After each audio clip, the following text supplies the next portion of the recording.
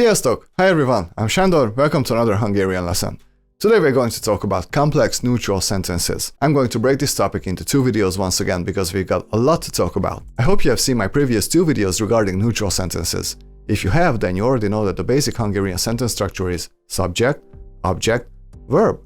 And you also know that just by adding the definite or the indefinite article to our sentences, we can already change the word order of our sentence. Today we are going to expand on this a little bit, but first we need to talk about something important. That important thing is the so-called dependent word or vonzat in Hungarian.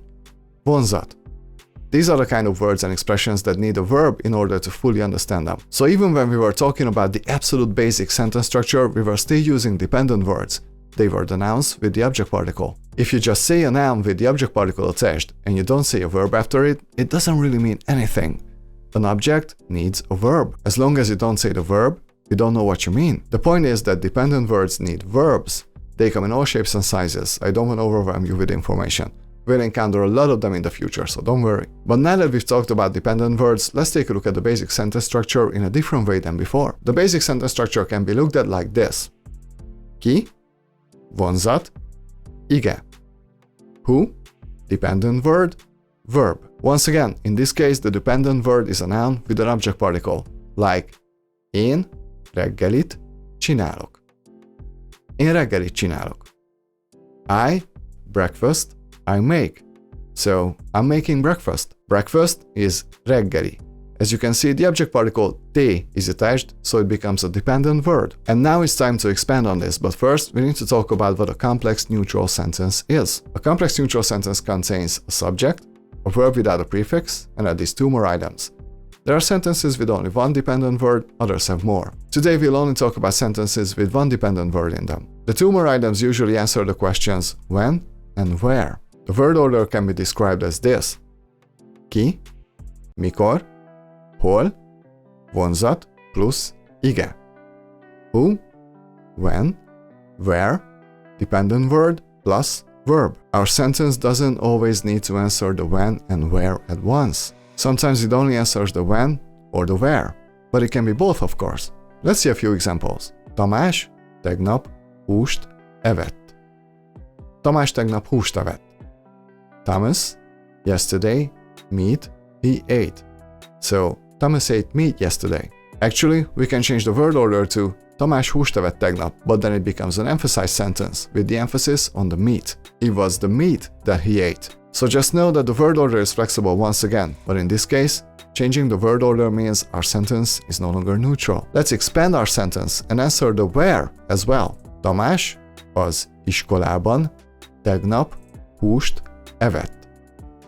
Tamás az iskolában tegnap húst evett. Literally, Thomas at school yesterday meat he ate. So Thomas ate meat at school yesterday. Evett means he, she, it, ate. Evett. Az iskolában literally means the school in. So at the school or at school. Iskola is school. Iskola. Now, this sentence is grammatically correct, but in everyday speech we would say Tamás tegnap húst evett az iskolában. But once again, this is an emphasized sentence. Just know that although our sentence was correct, it sounds a bit robotic. They're going to sound less and less robotic once we start talking about emphasized sentences. Let's see a few more examples. Én otthon könyvet olvasok. Én otthon könyvet olvasok. I, at home, book, I read. So, I read a book at home. Otthon means home or at home. It works both ways. Mi, ma, filmet nézünk.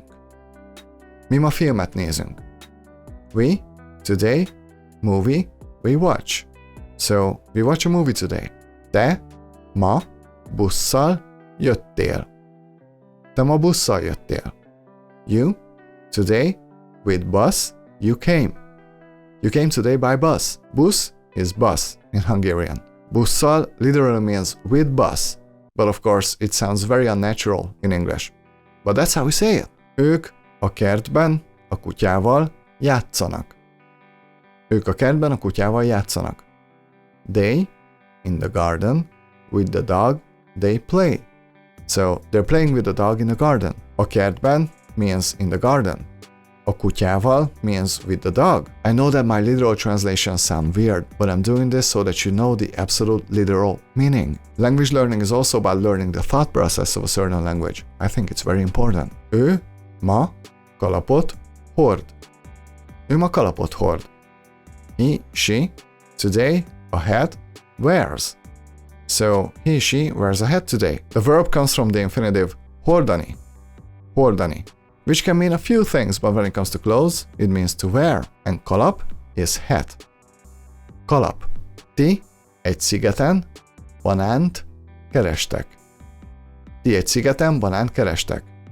You, in plural, on an island, banana, you look for. So you're looking for bananas on an island. Egy szigeten means on an island. Sziget is island. You might have heard about the Sziget Festival, which is the biggest festival in Hungary. It means island festival because it's on an island in the middle of the river Danube. And kerestek comes from keresni, which means to look for. Keresni valamit means to look for something.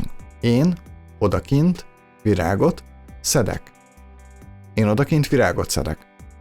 I, outside, flower, I pick. So I'm picking flowers outside. Kint or odakint means outside. Virágot szedni means to pick a flower. And remember, since the verbs are already conjugated according to a specific personal pronoun, you can drop the pronouns most of the time.